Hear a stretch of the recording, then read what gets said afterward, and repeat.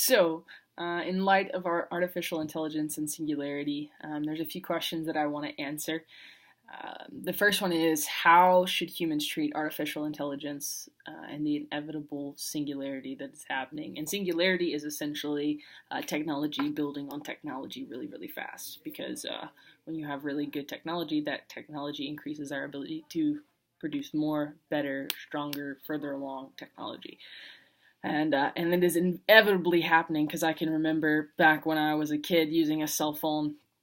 And when I say kid, 15 years old, a cell phone with the numbers, and it was like 3 letters per number. It took forever to send a text message. So technology has come leaps and bounds in just 10 years alone, and it's moving faster than ever. So it is inevitable.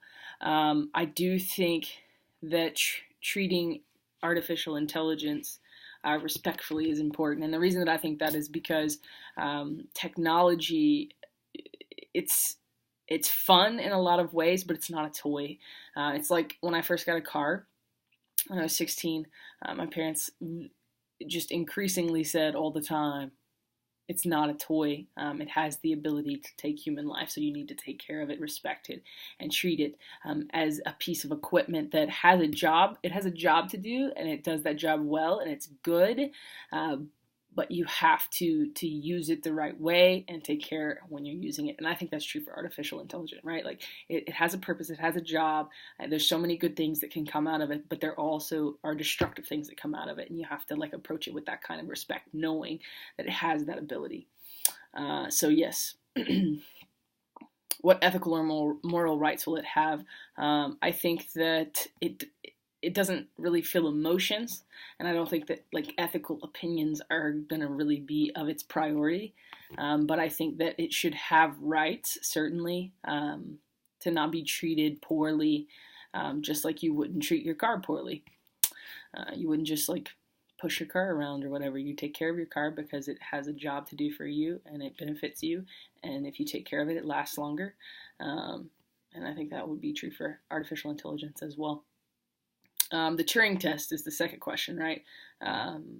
If is able to pass the Turing test, ethical models, rights, all the things enjoyed by humans, do they apply to the AI?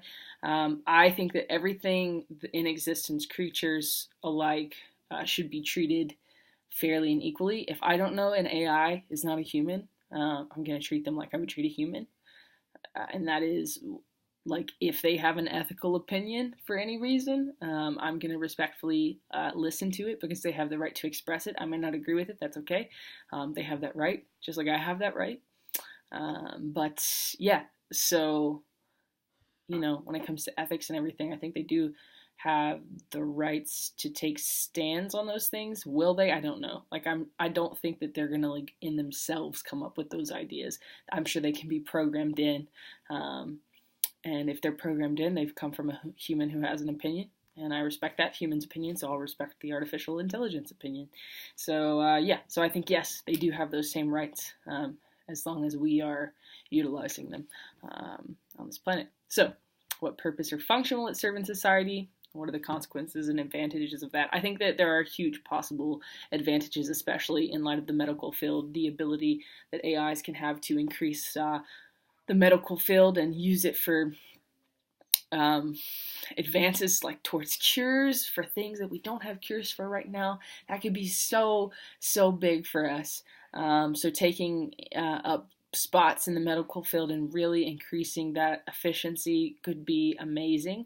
I do think that consequences could be if like governments take AI and use it for destructive reasons, for to gain power and influence in a way that is not ethically correct and is controlling. That can be really dangerous and go really bad really quickly. And so depending on the positions that AIs are given, the jobs that they're given, it could go one way or the other. Like we can't, it's unpredictable, right? Like, but humans are too. And so you sort of have that same sort of balance with understanding that you have to take care of everything you do and pay attention and be wise about it. So, considering everything you've learned in this course, how do you predict the world will look in 2050? not flying cars, but certainly self-driving cars. Virtual reality video games will turn into like full submersion video games, and I'm thinking like we'll be able to talk to our friends not through FaceTime anymore, but like holograms. That would be really cool. I do think artificial intelligence will be a regular part of life to a degree. We may not see a lot of it up close. It might be in homes, it may not be, but I do think that it will definitely exist in the workforce. Um, so let's talk about the tetrad. I think that, and I've already hit on some of this, but um, yeah, using AI for cancer research. So to answer the question, what does it extend? The medical field. That's like the one I keep thinking about. Like, there's so much good could be done with artificial intelligence in the medical field, and I think focusing on that is so it's very positive side of AI. What does it obsolete? Uh, One thing that I thought about was work ethic, right? So if you have an AI that is like if it came to the point where AIs were in homes and they were doing all the things that humans didn't want to do, like the chores, say, I think that it could potentially create habits of laziness in us that wouldn't be good and productive. And would probably slow us down in the long run as far as progression and moving forward and creating the best place possible for generations. And so, yeah, work ethic is one. I think that a lot of technology would be obsolete if AI came around. A lot of the modern things that we have won't really be relevant to us. So, what is retrieve? I think time. Time. If AI is able to accomplish tasks that we could like otherwise spend hours on, then we could take that time and spend it elsewhere. And so it could increase production if we don't allow it to cause us to become lazy. And then what does technology reverse into if it's overextended? The one thing that pops into my head are all those movies about artificial intelligences taking over and turning into like evil robots that destroy the world and stuff. And I don't think that the AIs are gonna turn into evil robots, but I do think that like if the wrong people get a hold of the equipment, it can be used for evil things. And so, yeah, human existence is what I'm gonna say could probably happen. If a government that didn't like another government built an army of AIs and used it to essentially kill people and win over the power of a nation. Like, that's unfortunately not far-fetched. And in history, we've seen things like that happen with manpower, so what could happen with artificial intelligence power is scary to think about. As far as the ethical arguments that we've learned this year go, I think the three that I've picked is it creates a value conflict, it violates positive rights, and it violates the equitable distribution of related benefits. So it creates a value conflict because, so like nations who value power over peace would be conflicting with nations who value peace over power, right? So I think like the values of governments in all over the world, and this is like, I don't want to get super into politics, but the value of governments all over the world are different. And so if government power started using AI, it could really get conflicting as far as the values of those cultures go. And culture as a whole has different values, like all over the world, and so it would be a conflict certainly there. Violates positive rights.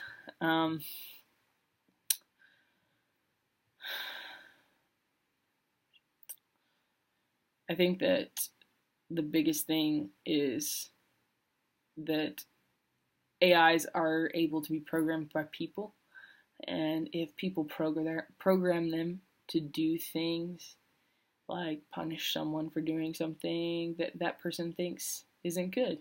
So like if I think that what you do should be punished because it's wrong, but you don't think that it should be punished, and you think it's your right to do it, but my AI is programmed by me to punish the thing that you're doing, like we're violating those rights that you have. So it's difficult in light of that to allow AI to be what AI potentially could be because of the ability of humans to program. So, and then the third one is violates equitable distribution of related benefits. So I think some countries have more money, can invest more into the technology, can benefit much greater than others. And I don't think that everybody is willing to share those benefits. And so therein lies the problem. But we see that with other things too. So I'm not sure that it would stop anything. Like if you were to argue this point, I'm not sure it would stop the ball from rolling because it already happens anyways, apart from AI. But I think AI could be a part of that that unethical practice. So, yep. So that wraps things up. Just to cover everything in the questions and say that, yeah, I think AI has the potential to do a lot of good for the world. But if humans are careless with it, it could also do a lot of harm. And so as we move forward, taking all that I've learned, I think that as I continue to grow into the workforce and everything else, that I just want to try to be wise about the decisions I make and the technologies that I use and how much I sort of allow it to